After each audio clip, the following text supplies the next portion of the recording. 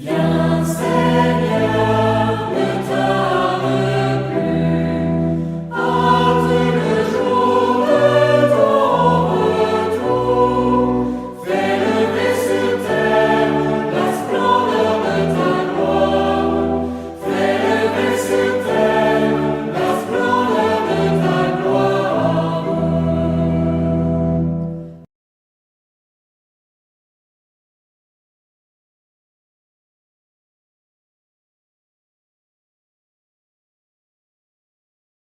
L'Emmanuel est proche. Nos cœurs sont-ils prêts à l'accueillir? Oui, nos cœurs sont prêts, mais les portes sont encore fermées. Non, nos cœurs ne sont pas encore prêts et on met tout en œuvre pour ouvrir grand la porte de notre cœur pour l'accueillir. Dans les deux cas, comme le dit la méditation de ce matin, nous sommes dans l'erreur. Nous allons prendre l'exemple sur le modèle d'obéissance par excellence, Saint Joseph. Saint Joseph a eu sa part d'annonciation, mais son annonciation a été bien particulière. Il dormait et dans le rêve, un ange est venu lui chuchoter les paroles de Dieu. Il s'est réveillé et il a obéi. Je veux que vous matérialisiez cette scène dans votre esprit. Il n'était pas éveillé, il dormait. Et dans son songe, l'ange est venu lui chuchoter la parole de Dieu. Il s'est endormi avec beaucoup d'angoisse et de doute dans son cœur. Il planifiait de renvoyer discrètement Marie pour ne pas la livrer à la verdict populaire. Il était angoissé. Comment se fait-il que cette jeune fille dont on lui a vendu les mérites d'être vierge, pieuse, respectueuse de la loi, peut tomber enceinte? Et c'est à cette fille-là qu'on veut que lui, il s'associe et forme une famille. Alors, par amour pour elle, il va la renvoyer discrètement chez ses parents. Et c'est avec cette grosse question, ce gros doute qui s'est endormi. Et dans la nuit, l'ange vient dans le songe lui chuchoter à l'oreille la parole de Dieu. Ne t'inquiète pas.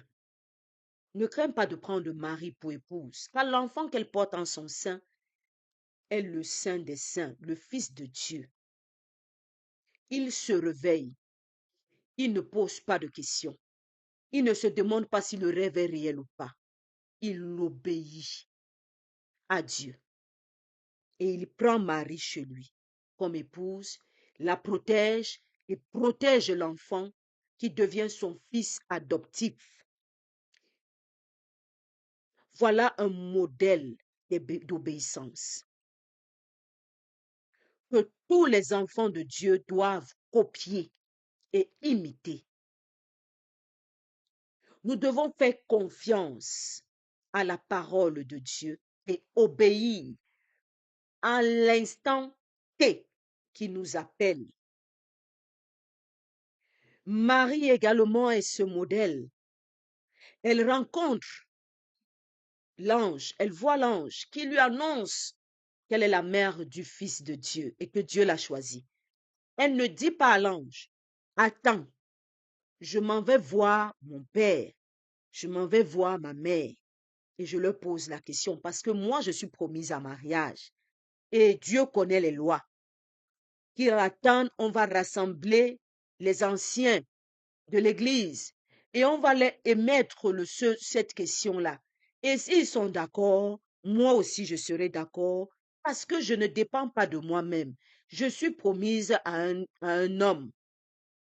Elle n'a pas posé toutes ces questions-là. Elle n'a pas donné, elle n'a pas mis une pause à l'appel de Dieu pour aller d'abord faire ses occupations et revenir répondre à l'appel de Dieu. Elle a répondu à l'instant T. Je suis la servante du Seigneur, que tout m'advienne selon sa parole. Voilà des modèles d'obéissance.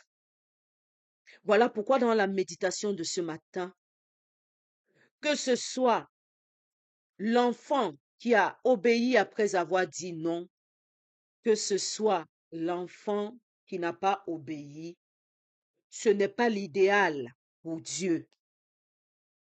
Pour Dieu, il veut des enfants obéissants qui obéissent à l'instant T. Je t'appelle à la conversion, Seigneur, oui, je réponds à ton appel à la conversion et je me convertis maintenant. Je ne renvoie pas ça pour le temps de carême. Je ne renvoie pas ça pour le 24 décembre, à la veille de Noël. Je ne renvoie pas ça pour Pâques prochain. Maintenant et tout de suite, le Seigneur t'appelle à la conversion. Et chaque fois que tu te réveilles, cet appel est renouvelé.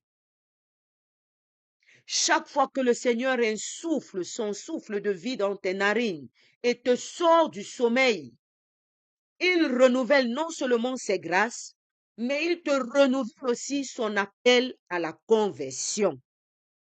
Alors tu dois répondre à cet appel aujourd'hui par des actes de repentance, en reconnaissant ton péché,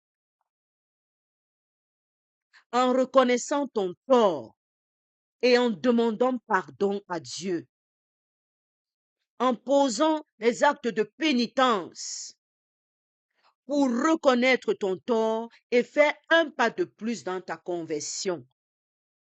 Le Seigneur sait que c'est un chemin long et parfois périlleux, mais ton cœur doit déjà le désirer. Il faut que ton cœur désire changer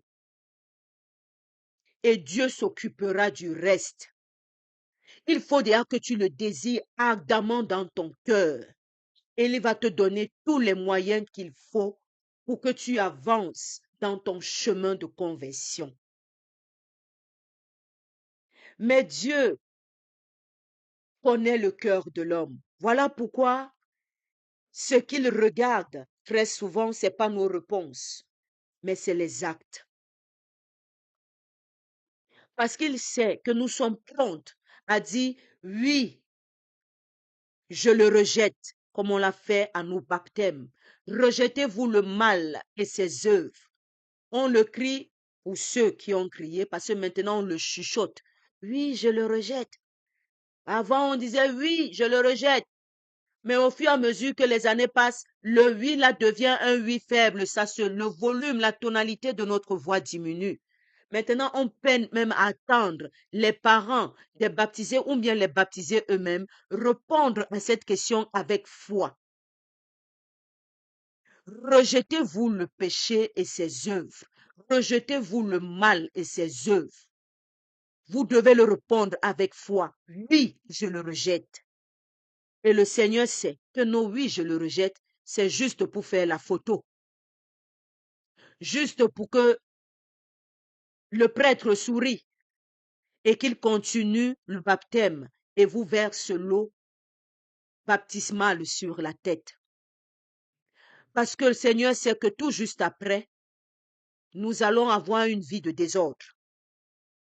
On va avoir une vie qui va pousser à salir notre vêtement de baptême, à éteindre la flamme que nous avons reçue.